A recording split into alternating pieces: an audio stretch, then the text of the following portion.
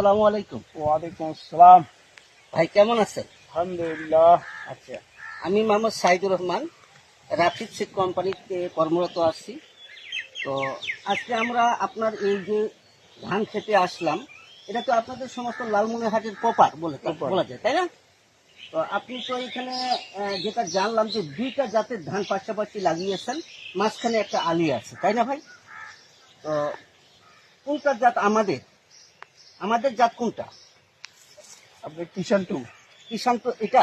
এইটা আচ্ছা, আর এটা অন্য জাত। অন্য জাত। আচ্ছা, তো এই দুইটা জাত আপনার পাশাপাশি রয়েছে, আপনার কাছে কি মনে হচ্ছে যে কোনটা জাত আপনাকে আপাতত জমিনে থাকা অবস্থায় বেশি ভালো লাগতেছে?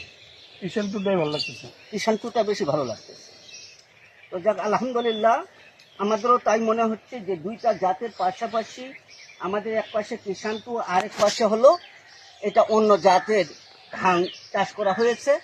তবে আপাতত দৃষ্টিতে আমাদের কাছে মনে হচ্ছে যে আমাদের যে কিষান টু হাইব্রিড ধান, এটা সবচেয়ে বেশি আপাতত চোখে লাগতেছে।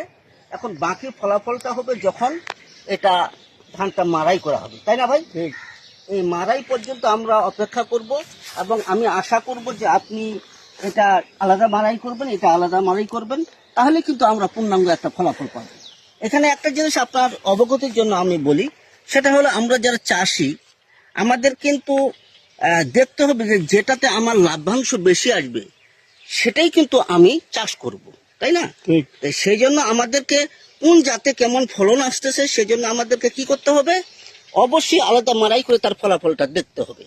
তো ধন্যবাদ আপনাকে ভাই, অসংখ্য ধন্যবাদ। আসসালামু আলাইকুম। ওয়ালাইকুম আসসালাম।